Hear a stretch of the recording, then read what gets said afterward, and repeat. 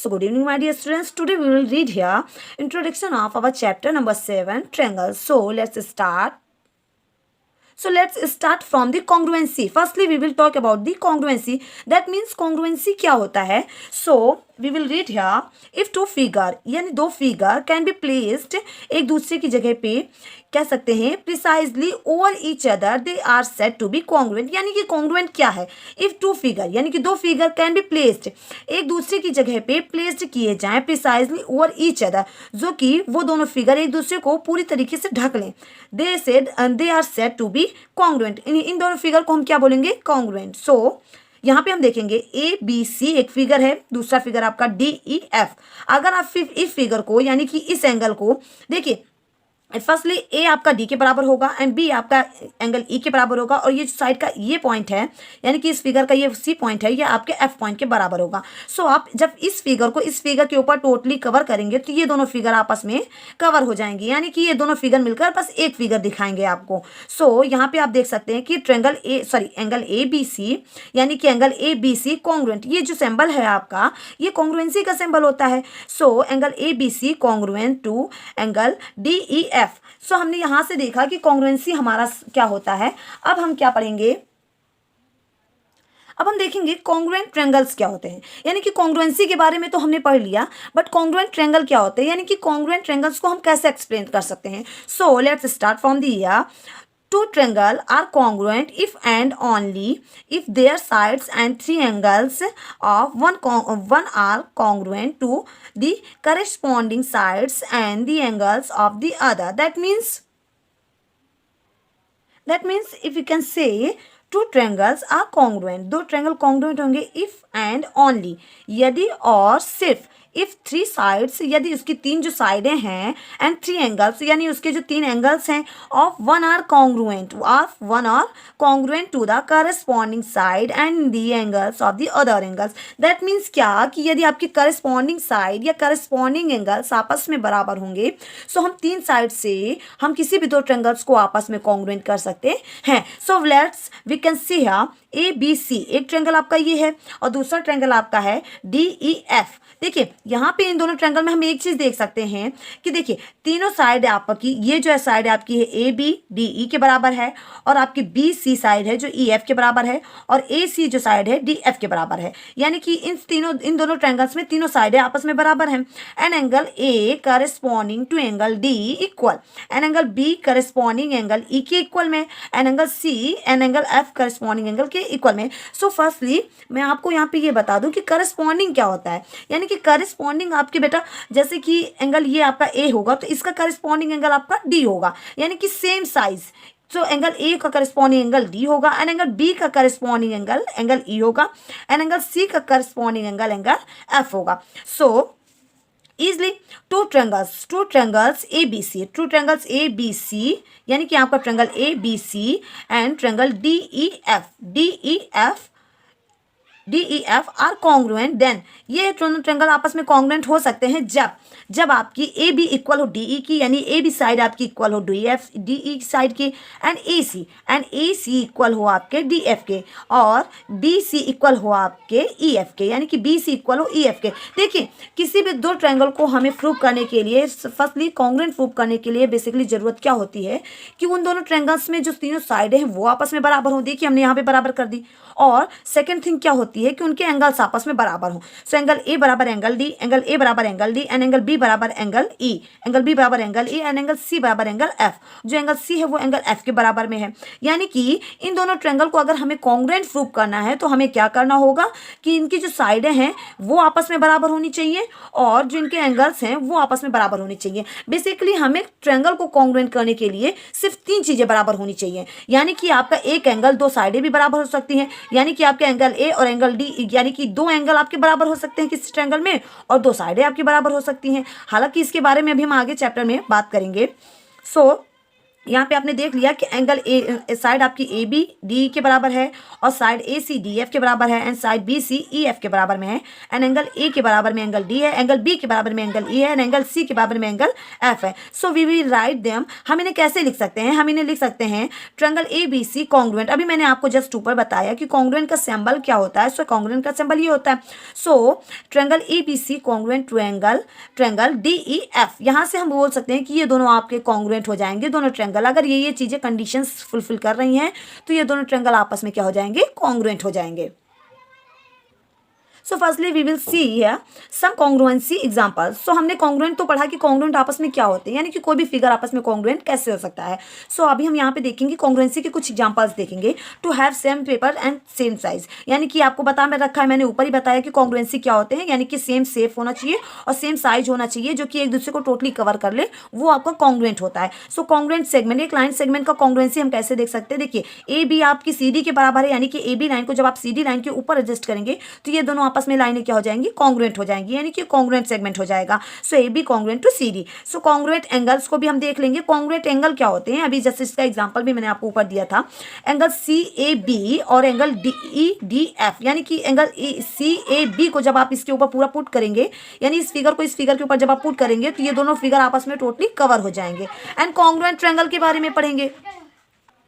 So we will see here congruent circle. Congruent circle क्या होता है? सो हमने देखा यहाँ पे, अभी हमने कॉन्ग्रुएंट एंगल के बारे में पढ़ा. अब हम कॉन्ग्रुएंट सर्कल देखेंगे, यानी कि कॉन्ग्रुएंट सर्कल भी आपका R1 R2 C1 C2 दोनों सेम है. सो हम यहाँ पे क्या बोल सकते हैं कि आपका C1 circle congruent to C2 circle. And यहाँ पे एक एग्जाम्पल मैंने आपको और दे रखा है स्क्वायर का. सो स्क्वायर का फिगर भी आप यहाँ पे देख सकते हैं. Square A B C D and square E F G S, यानी कि ये दोनों स्क्वायर सेम है, यानी कि जब आप इस स्क्वायर को इस स्क्वायर के ऊपर टोटली फिट करेंगे तो ये आपस में क्या हो जाएंगे? फिट हो जाएंगे. या आप कह सकते हैं इजली लैंग्वेज में, यहाँ पे आप एक चीज बोल सकते हैं कि आपका सिर्फ एंगल ही कॉन्ग्रुएंट नहीं हो सकता है, यानी कि सिर्फ ट्रायंगल ही कॉन्ग्रुएंट नहीं हो सकता है.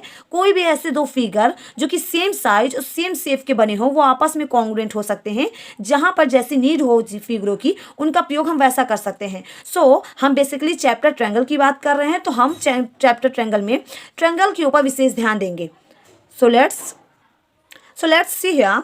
अब हम ये देखेंगे, अभी तक तो हमने ये चीज़ देखा कि हाँ कॉन्ग्रुएंसी क्या होता है, यानी कॉन्ग्रुएंसी कौन कौन से फिगर में लागू हो सकता है. सो अब हम यहाँ पे ये देखेंगे कॉन्ग्रुएंट तो हम किसी चीज़ को कर सकते हैं, बट किस किस आधार पे कर सकते हैं, या यानी कि कैसे हम किसी फिगर को कॉन्ग्रुएंट कर सकते हैं. अभी मैंने आपको बताया कि जब ट्रायंगल और एंगल की बात हम कर रहे थे तो 3 साइडों और 3 एंगल्स से हम किसी भी 2 फिगर को आपस में कॉन्ग्रुएंट कर सकते हैं, यानी कि उनके एंगल्स से और उनके साइडों के हेल्प से हम उस फिगर को कॉन्ग्रुएंट कर सकते हैं. सो हमारे यहाँ पे हमारे पास में 5 थ्योरम है जिनके अकॉर्डिंग हम किसी भी फिगर को, किसी भी ट्रायंगल फिगर को आपस में कॉन्ग्रुएंट कर सकते हैं, और कैसे कर सकते हैं उसके बारे में हम यहाँ पे देखेंगे. So different condition for the congruent of the two triangle. So 2 triangle को हम आपस में कॉन्ग्रुएंट कैसे कर सकते हैं? Firstly theorem when 2 sides and included angles are given, यानी कि मैंने आपको जैसे ऊपर अभी जस्ट बताया कि जब यहाँ पे हम देखेंगे कि आपकी 2 साइडें ली गई हैं और एक एंगल लिया गया है, यानी कि आप पढ़ सकते हैं triangle A B C and D E F. You all can see है, आप यहाँ पे एक चीज देख सकते हैं, ए बी जो आपकी साइड है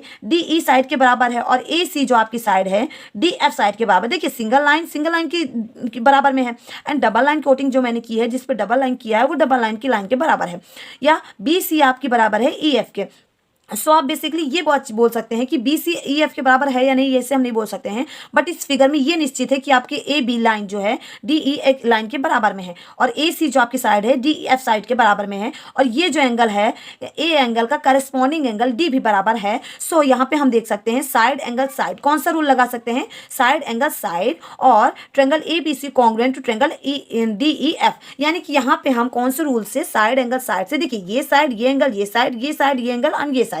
सो आप कह सकते हैं कि साइड एंगल साइड से हम 2 ट्रायंगल्स को आपस में क्या कर सकते हैं? कॉन्ग्रुएंट कर सकते हैं. So let's we will see our second theorem. So second theorem में आप क्या देखेंगे? व्हेन 3 साइड्स आर गिवन, जब आपको 3 साइड्स दी हों, यानी कि सिर्फ और सिर्फ साइडों की बात करेंगे, इसमें कोई एंगल हम नहीं लेंगे. जब आपके पास 3 साइडें हों, ऊपर के जस्ट फिगर में हमने देखा था कि यहाँ पे देखिए फिगर में क्या चीजें हमारी बराबर थी?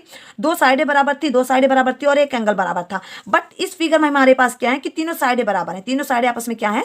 बराबर हैं. So angle A B C, triangle A B C and triangle D E F, इस दोनों ट्रायंगल में हम क्या देखेंगे कि A B equal to D E and B C equal to E F. B C equal to E F and C A equal to F D, C A equal to F D. So we can see है side side side, किसके माध्यम से, side side side के माध्यम से हम दोनों triangles को आपस में कॉन्ग्रुएंट कर सकते हैं। So triangle A B C congruent to triangle D E F, angle A B C congruent to angle D E F.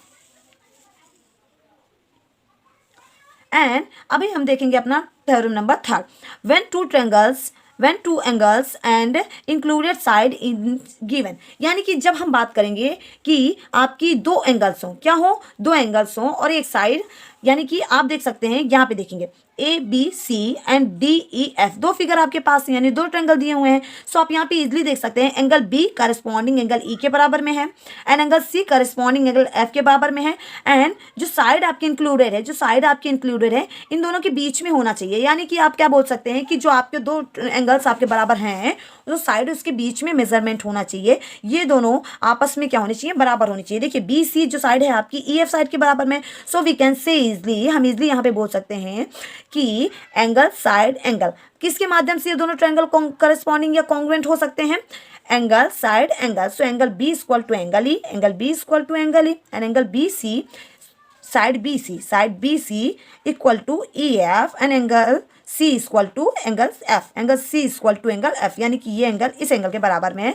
So easily we can say triangle A B C congruent to triangle D E F. And ये तो आपकी हो गई third property and third theorem कह सकते हैं। कि अब आपको देखेंगे फोर्थ थ्योरम में क्या होता है कि जब आप देखेंगे कि आपके पास यहाँ पे एक फिगर कैसा बना हुआ है, RHS, यानी कि क्या बोल सकते हैं आप, राइट हाइपोटेनस एंड क्या कह सकते हैं कि राइट एंगल्स, यानी कि आपका राइट एंगल है and hypotenuse side and are given. देखिए जब आपके पास कोई ऐसे दो ट्रायंगल हो, जिनमें आपको क्या दिख रहा हो, जिन दो ट्रायंगल्स में आपको क्या दिख रहे हो, जिन दो ट्रायंगल्स में आपका एक एंगल 90 डिग्री का बन रहा हो, एक एंगल 90 डिग्री का बन रहा हो, वहाँ पे आप देख सकते हैं कि एंगल ए एंगल बी के एंगल ई के बराबर में। देखिए ये एंगल बी आपका एंगल ई के बराबर में है, सो हमारा ये दोनों इक्वल हो सकता है।